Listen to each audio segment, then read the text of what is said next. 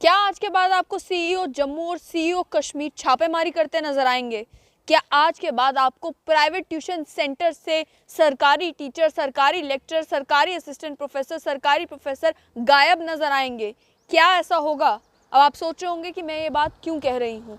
क्योंकि आज ही Jammu Kashmir high court में जस्टिस संजीव कुमार ने एक जजमेंट दी है। मामला था एक पेरेंट का जो हाई कोर्ट पहुंच गया ये कहने के लिए कि सरकारी टीचर्स को जो प्राइवेट ट्यूशन पढ़ाने पर बैन लगाया गया है, ये बैन गलत है। हम चाहते हैं कि हमारे बच्चे जो हैं एक्सेल करें, अच्छी तरीके से पढ़ाई कर पाएं, इन्हें प्राइवेट ट्यूशन पढ़ाने की इजाज़त दी जाए। और कहा यह गया कि सीईओ किश्तवाड़ ने एक सर्कुलर निकाला था, जिस सर्कुलर में उन्होंने कहा था कि प्राइवेट टीचर, लेक्चर, मास्टर जो हैं वो प्राइवेट ट्यूशन्स नहीं पढ़ा सकते। लेकिन जिस एक्ट का इस्तेमाल करके उन्होंने वो सर्कुलर निकाला था, उस एक्ट की जुरिस्डिक्शन केवल 1st से 8th क्लास तक के बच्चों पर थी। जस्टिस संजीव कुमार ने जो जजमेंट दी है, उस जजमेंट में ये कहा है कि रूल 10 एम्प्लॉय कॉन्डक्ट रूल का ये कहता है कि कोई भी सरकारी मुलाजिम किसी भी तरीके के प्राइवेट बिजनेस में, प्राइवेट धंधे में इंडल्ज नहीं कर सकता। प्राइवेट ट्यूशन पढ़ाना भी एक प्राइवेट बिजनेस ही है। तो किस तरीके से, चाहे एजुकेशन डिपार्टमेंट हो, चाहे हायर एजुकेशन डिपार्टमेंट हो, वहाँ की फैकल्टी किस तरीके से प्राइवेट ट्यूशन्स पढ़ा सकती है? आपको भी मालूम है, मुझे भी मालूम है कि जम्मू कश्मीर में जब आप जाते हैं और देखते हैं कि जो टॉप के ट्यूशन सेंटर्स हैं, उन ट्यूशन सेंटर्स में टीचर्स कौन कौन है। जस्टिस संजीव कुमार ने भी अपनी जजमेंट में कहा है कि एक टीचर की रिस्पॉन्सिबिलिटी होती है कि वो बच्चों को अच्छी शिक्षा दे। लेकिन देखने को ये मिल रहा है कि सरकारी टीचर जो कि टॉप क्लास टीचर्स होते हैं, highest of the best of the best होते हैं, वो क्लासरूम की जगह प्राइवेट ट्यूशन सेंटर्स में नजर आते हैं। क्लासरूम में वो अपनी क्लास स्किप कर देते हैं ताकि वो प्राइवेट ट्यूशन सेंटर्स में जाकर पढ़ा पाएं। और जहां तक बात आती है रूल 10 एम्प्लॉयज कॉन्डक्ट रूल्स की, तो उन्हें ये करने की इजाज़त नहीं है।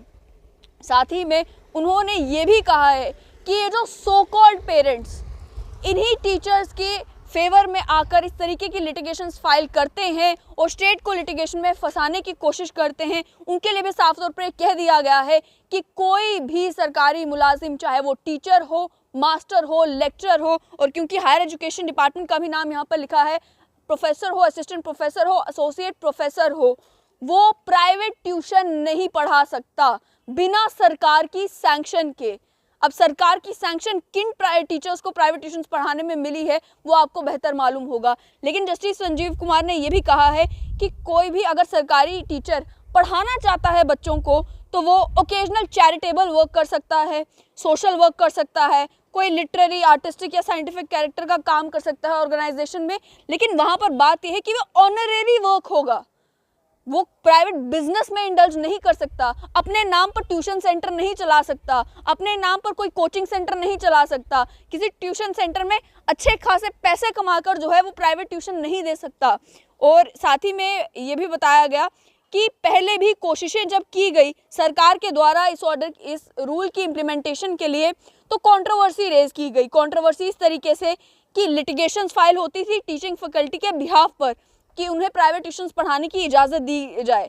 ऐसे में कड़े शब्दों में निंदा करते हुए उन्होंने कहा कि the attempts made by government on 2 earlier occasions have been aborted by the teaching faculty of the school education department by putting up so-called parents of the students and engaging the state in litigation। यानी उनका ये कहना था कि यही teaching faculty जो है इन parents का मुखौटा ढाल कर कोशिश करती है कि स्टेट को लिटिगेशन में फंसाया जाए ताकि इन्हें प्राइवेट ट्यूशन पढ़ाने का मौका मिल जाए। यहाँ पर ये कह दिया कि रूल 10 जो एम्प्लॉय कॉन्डक्ट रूल्स का है, जो ये कहता है कि कोई सरकारी मुलाजिम कोई प्राइवेट काम नहीं कर सकता, ये रूल अभी तक कागज़ों पर ही है, अभी तक इसे इम्प्लीमेंट ठीक से नहीं किया गया है।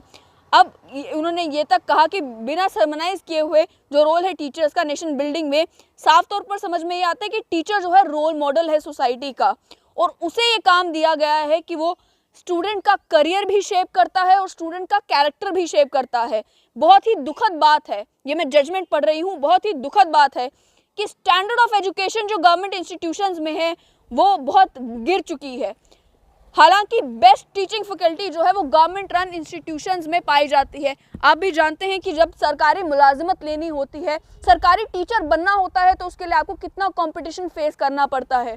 कंपटीशन फेस करने के बाद जो बेस्ट ऑफ द बेस्ट होते हैं उन्हें जॉब मिलती है सरकारी स्कूल्स में पढ़ाने के लिए, कॉलेजेस में पढ़ाने के लिए, सरकारी इंस्टीट्यूशंस में पढ़ाने के लिए। गवर्नमेंट टीचर्स को लेकर उन्होंने कहा कि ये हाईली क्वालिफाइड हैं, अलग अलग ट्रेनिंग्स इन्होंने टाइम टू टाइम ली हैं और सरकार के एक्सपेंस पर इन्होंने लेटेस्ट टीचिंग टेक्निक्स और मेथोडोलॉजी भी सीखी है। लेकिन अपने काम पर फोकस करने की जगह और नेशन बिल्डिंग पर फोकस करने की जगह जब ये प्राइवेट ट्यूशन्स पढ़ाते हैं, या तो अपने घर में पढ़ाते हैं या फिर प्राइवेट कोचिंग सेंटर्स में पढ़ाते हैं, ये दिखाता है कि ये कितने ग्रीडी हैं। इंसेशिएबल ग्रीड ये वर्ड इस्तेमाल किए गए हैं। ये भी जजमेंट में कहा गया कि कई बार ये अपनी क्लासेस सरकारी स्कूल में स्किप करते हैं ताकि ये प्राइवेट कोचिंग सेंटर पर जा सके, और प्राइवेट कोचिंग सेंटर में जो जाते हैं इससे इनकी सरकारी स्कूल में जो परफॉर्मेंस है वो स्लो डाउन हो जाती है। इसे अवॉइड करने के लिए ज़रूरी है कि अपनी ऑफिशियल ड्यूटीज़ के साथ कोई कॉन्फ्लिक्ट ना हो, और एम्प्लॉयज़ कॉन्डक्ट रूल बनाए ही इसीलिए गए हैं। अब इस एम्प्लॉयज़ कॉन्डक्ट रूल की इम्प्लीमेंटेशन का जिम्मा जो है वो दे दिया गया है चीफ एजुकेशन ऑफिसर्स को, ताकि वो ये इंश्योर करें कि इस तरीके का काम जो है वो बंद हो जाए। साथ ही में ये भी कहा गया कि इस रिट पिटीशन में जो सीईओ किश्तवाड़ का ऑर्डर था वो तो 1st से 8th क्लास तक के ही टीचर्स के ऊपर इम्प्लीमेंट होता है, लेकिन ये जो रूल 10 है ये सभी टीचर्स, मास्टर्स, लेक्चरर्स और हायर एजुकेशन डिपार्टमेंट में भी जो भी टीचिंग फैकल्टी है जो सरकारी कॉलेजेस में है, सरकारी यूनिवर्सिटीज़ में, उनके ऊपर भी ये ऑर्डर जो है वो इम्प्लीमेंट होता है। साथ ही में ये भी कहा गया कि सरकार को ये इंश्योर करना है कि हर एक डिस्ट्रिक्ट में एक free telephone number, toll free number जो है वो दिया जाए, जहां पर एक आम आदमी कंप्लेंट कर सके जब उसे दिखे कि कोई भी सरकारी टीचर ये बैंड एक्टिविटी यानी कि प्राइवेट ट्यूशन्स में पढ़ाना बैन हो चुका है, ये बैंड एक्टिविटी करता हुआ अगर पाया जा रहा है। ये भी कहा कि सरकार एक वेब पोर्टल और ग्रीवेंस सेल तक बना सकती है जहां पर उन्हें जहां पे उन्हें कंप्लेंट्स आएंगी और फिर उन्हें रिड्रेसल करना है उन कंप्लेंट्स का कि कहां पर सरकारी टीचर्स जो हैं वो आपको प्राइवेट ट्यूशन सेंटर्स में पढ़ाती हुई नज़र आ रही हैं। इसी पर बात करेंगे, मेरे साथ मेरे कलीग सैयद जुनैद हाशमी जुड़ चुके हैं। जुनैद जी, आपसे समझना चाहूँगी, आपने कितने ऐसे कोचिंग सेंटर्स, कितने ऐसे ट्यूशन सेंटर्स जो है पूरे जम्मू कश्मीर में देखे होंगे जहाँ पर कोई सरकारी teacher, master, lecturer, assistant professor, associate professor पढ़ा रहे हैं? जम्मू और श्रीनगर दोनों संभागों में अगर देखा जाए, शायद ही कोई कोचिंग इंस्टीट्यूट ऐसा होगा जिस कोचिंग इंस्टीट्यूट में किसी कॉलेज का कोई प्रोफेसर, असिस्टेंट प्रोफेसर वहाँ पर नहीं पढ़ा रहा। कॉलेज के लेक्चरर, कई कॉलेज के लेक्चररों के नाम पर कोचिंग इंस्टीट्यूट चलते हैं कि आप कोचिंग इंस्टीट्यूट में ज्वाइन ही इसीलिए करते हैं क्योंकि फलां स्कूल के लेक्चरर वहाँ पर पढ़ा रहे हैं। उसके अलावा टीचर्स, मास्टर्स, हर आदमी इसमें इन्वॉल्व, इस पूरी प्रैक्टिस में इन्वॉल्व है। सबसे अनफॉर्चुनेट चीज़ ये है कि इस बार तो डीबी का जजमेंट आया है, और आपने खुद कहा इनसैशिएबल वर्ड का जब आप इस्तेमाल, इनसैशिएबल मतलब इतना लालच है, इतना अंधा लालच है कि आप उस लालच में इतने अंधे हो जाते हैं कि आप ये मतलब आप देखिए ना, हम करते भी क्या हैं। डॉक्टर्स को लेकर हम बड़ी जल्दी भावुक हो जाते हैं, डॉक्टर्स प्राइवेट प्रैक्टिस क्यों कर रहे हैं। टीचर्स को लेकर हम इतने भावुक नहीं होते, वो भी तो प्राइवेट प्रैक्टिस ही एक तरह की कर रहे हैं ना। जम्मू और श्रीनगर में मुझे नहीं लगता कि किसी चीफ एजुकेशन ऑफिसर जम्मू भी इस लाइव को देख रहे होंगे, चीफ एजुकेशन ऑफिसर श्रीनगर भी इस लाइव को देख रहे होंगे। दम चाहिए उनमें, गुर्दा चाहिए उनमें, हिम्मत चाहिए उनमें कि इन टीचर्स के खिलाफ कार्रवाई कर सके, इन असिस्टेंट प्रोफेसर के खिलाफ कार्रवाई कर सके। लेकिन कारण क्या है? क्या आपको लगता है इनसेशिएबल ग्रीड कहा तो गया है, आपको इतनी मोटी तनख्वाह सरकार से मिलती है सरकारी स्कूल में पढ़ाने के लिए, लेकिन जो क्लासेस, जिस तरीके की पढ़ाई सरकारी स्कूलों में होनी चाहिए वो नहीं होती है। इस बात का सबूत ये है कि सरकारी स्कूल जो शहर के अंदर है उसका भी 0% रिजल्ट आता है। तो क्या कारण है कि आपको प्राइवेट ट्यूशन में आप अच्छी तरीके से लोग बच्चों को पढ़ा सकते हैं, जिसको सोच कर जो पेरेंट्स अपने बच्चों को उन प्राइवेट इंस्टीट्यूशन में भेजते हैं जहाँ पर कोई सरकारी टीचर जो है वो पढ़ा रहा होता है, लेकिन सरकारी स्कूल में जब क्लास होती है तो वो उस तरीके से पढ़ा ही नहीं पाते। देखें, हमने भी मतलब जब हम स्कूल में थे, और आपने भी अपने स्कूल टाइम में देखा होगा, पेरेंट्स का ये माइंडसेट बन चुका है। 10th के बाद एक जो बच्ची पहले कॉन्वेंट में होती है उसे government higher secondary school Mubarak Mandi में एडमिशन दिलाई जाती है। जो लड़का प्राइवेट स्कूल में, किसी बेहतरीन प्राइवेट स्कूल में पढ़ रहा है, उसको उठा के रणवीर हायर सेकेंडरी स्कूल या किसी दूसरे स्कूल में उसकी एडमिशन कराई जाती है। And I am challenging the principals of these institutions to prove me wrong. Admission क्यों कराई जाती है? एक तो भाई क्लासेस आपकी 1-1:30 बजे ख़त्म हो जाएंगी, क्लास में जाओ या नहीं जाओ आप अपनी बाद में पूरी जितनी भी अटेंडेंस है वो आप मैनेज कर लोगे। वो करते क्यों हैं? बिकॉज आप जब सरकारी स्कूल में पढ़ते हैं तो आपको ट्यूशन पढ़ना आसान हो जाता है। और कई बच्चे ऐसे हैं जो यहाँ पर एडमिशन लेते हैं और कोटा में जाकर वो क्या कहते हैं, 11th के बाद कोटा में जाकर वो पढ़ाई कर रहे होते हैं। वो स्कूल, उनको पता ही नहीं तो स्कूल का दरवाज़ा किस तरफ से है, खुलता कहाँ है, बंद कहाँ होता है। और स्कूल में जो बच्चे टॉपर, पहले 10 जी हमने बड़ा कमाल कर दिया जी। आपने देखा होगा जब भी कोई बच्चा टॉप करता है आप जाकर उससे पूछते हैं जी बेटा ये बताओ आपके टॉप करने के पीछे किसका हाथ है? वो कभी भी नहीं बोलता मेरे गवर्नमेंट स्कूल का हाथ है, गवर्नमेंट स्कूल के किसी लेक्चरर का हाथ है। वो जिस टीचर का नाम लेता है, जब आप थोड़ा सा बैकग्राउंड में जाएंगे तो आपको पता चलेगा वो किसी कॉलेज का प्रोफेसर है, असिस्टेंट प्रोफेसर है। जम्मू में जितने भी कोचिंग इंस्टीट्यूट्स हैं, कश्मीर श्रीनगर में जितने भी कोचिंग इंस्टीट्यूट हैं, या जम्मू कश्मीर में जितने भी कोचिंग इंस्टीट्यूट हैं, शायद ही कोई कोचिंग इंस्टीट्यूट ऐसा होगा जिस कोचिंग इंस्टीट्यूट में एक सरकारी मुलाजिम वहाँ पर नहीं पढ़ा रहा। अगर इनको थोड़ा सा इस चीज़ का ख्याल होता कि वो कर क्या रहे हैं एजुकेशन के सिस्टम के साथ, और सरकार थोड़ी सी स्ट्रिक्ट होती, तो आपकी अनएम्प्लॉयमेंट की जो दिक्कत और परेशानी है ना, वो आधे से ज़्यादा ख़त्म हो जाती। वो कैसे? जो बच्चे यूनिवर्सिटी से, कॉलेजेस से PhD करके निकलते हैं, बहुत इंटेलिजेंट है, बड़े ब्राइट हैं, लेकिन उन बच्चों को सरकारी मुलाजमत नहीं मिल रही कि बहुत डिले हो रहा है। जैसे हम जानते हैं एडवर्टीजमेंट नहीं हो रही। आज 11 साल हो गए डेंटल डॉक्टरों की पोजीशनें नहीं निकल रही। तो होता क्या, वो बच्चे कम से कम इन इंस्टीट्यूट्स में जाकर पढ़ाते, वो अपने प्राइवेट कोचिंग इंस्टीट्यूट खोलते, वो पढ़ाते। हालत तो जम्मू में ये है, एक कोचिंग इंस्टीट्यूट जम्मू में है, मैं नाम नहीं लेना चाहूँगा क्योंकि वो होता है कि आप पिन पॉइंट करके किसी एक का नाम ले रहे हैं। उसमें 2 टीचर जिनके नाम पर वो कोचिंग इंस्टीट्यूट चलता है, दोनों सरकारी मुलाजिम हैं और दोनों ने एक लंबे समय तक गवर्नमेंट वुमेन्स कॉलेज परेड में काम किया है। और आज भी आप देखिए, आज भी ये सरकार कहती है ना हमने बदलाव लाया है, कुछ बदलाव नहीं लाया है। 5 अगस्त 2019 से पहले भी जो टीचर जम्मू के आरे द्वारे घूमते थे वो आज भी वही घूम रहे हैं। जो लेक्चरर जम्मू के दाएं बाएं जिनकी पोस्टिंग है 5 अगस्त 2019 से पहले मैनेज होती थी, वो आज भी वही हैं। कांग्रेस के जो फेवरेट थे वो आज बीजेपी के फेवरेट हैं। इन टीचरों का नेक्सस ये तोड़ नहीं पाते। इनके पास कौन सी बूटी है वो तो सरकार को पता होगी, या क्या कहते हैं डायरेक्टर स्कूल एजुकेशन जम्मू को पता होगी, या सीओ जम्मू को पता होगी कि कौन सी ऐसी बूटी है जो इनको सूंघाते हैं, जिसके सूंघने के बाद इनमें क्षमता ही ये नहीं रहती कि ये कम से कम डिफ्रेंशिएट कर सकें। किस में डिफ्रेंशिएट कर सकें? कि इन्हें पढ़ाने का काम सरकारी इंस्टीट्यूशंस में दिया गया है, इन्हें पढ़ाने का काम सरकारी स्कूलों में दिया गया है, इन्हें पढ़ाने का काम सरकारी कॉलेजों में दिया गया है, और सरकार इनको 1.5 2 लाख रुपया तनख्वाह देती है। और जो यूनिवर्सिटी में टीचर पढ़ा रहे हैं 2.5 लाख 3 लाख रुपया तनख्वाह लेने के बाद वो तब भी आपको प्राइवेट कोचिंग इंस्टीट्यूट में 1 लाख 1.25 लाख 2 लाख रुपया वहाँ भी महीने का वो लेते हैं और वहाँ वो पढ़ाते हैं। मुझे किसी के अमीर होने से कोई दिक्कत नहीं, परेशानी इस चीज़ से है कि जो काम आपको कॉलेज में करना चाहिए था वो आप कॉलेज में नहीं कर रहे, जो काम आपको स्कूल में करना चाहिए था वो आप स्कूल में नहीं कर रहे। यही वजह है कि आज जो मुझे लगता है जिस तरह की परेड हाईकोर्ट ने की है, जैसे संजीव कुमार ने की है, उन्होंने जब ये बात कही है, जज साहब जब ये बात कह रहे हैं कि आप माँ बाप के भेस में आते हैं, पेरेंट्स के भेस में आप कोर्ट में आते हैं और आप रिलीफ चाहते हैं इस तरह का, जिसमें कोर्ट आपको ये कह दे ठीक है जी आप प्राइवेट कोचिंग कराइए, प्राइवेट ट्यूशन पढ़ाइए, हमारे बच्चों के लिए बड़ी ज़्यादा ज़रूरी है।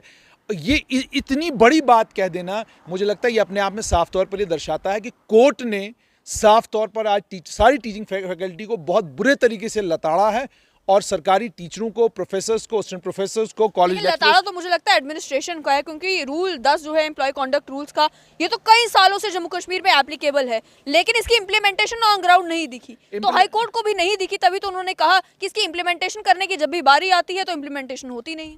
देखिए जो कुछ कर रही है कोर्ट कर रही है। जैसे मैंने आपको पहले ही कहा, जिस भी डायरेक्टर ने आज तक इस नेक्सस को तोड़ने की कोशिश की वो डायरेक्टर ट्रांसफर हो गया, लेकिन ये नेक्सस नहीं टूटा। कमाल की बात ये है, आप ये तमाशा भी आपको स्कूल एजुकेशन डिपार्टमेंट में और हायर एजुकेशन डिपार्टमेंट में देखने को मिलता है कि ट्रांसफ़र करने की, ट्रांसफ़र और पोस्टिंग की ताकतें अक्सर डायरेक्टर स्कूल एजुकेशन के पास होती हैं। ऐसा होता क्या है कि डायरेक्टर स्कूल एजुकेशन जम्मू हो या श्रीनगर हो, जब ये ट्रांसफ़रें करते हैं तो फॉरेन सेक्रेटरी स्कूल एजुकेशन को याद आता है, कहता है नहीं नहीं नहीं तुम्हारे पास कोई ट्रांसफ़र करने की पावर नहीं, ये ट्रांसफ़र मैं खुद करूँगा। ये ताकत यही है कि एक नेक्सस है बड़ा ख़तरनाक और डीप रूटेड नेक्सस है। जो डीप रूटेड नेक्सस इस तरीके से काम करता है कि एक लेक्चरर को अगर आप ट्रांसफ़र करने की जुर्रत करते हैं, हिम्मत करते हैं, और आप ये कोशिश करते हैं कि रैशनलाइज किया जाए लेक्चरर्स की, टीचर्स की, प्रोफेसर्स की, असिस्टेंट प्रोफेसर्स की ट्रांसफ़र को, वो आपको आपकी औकात दिखा देता है।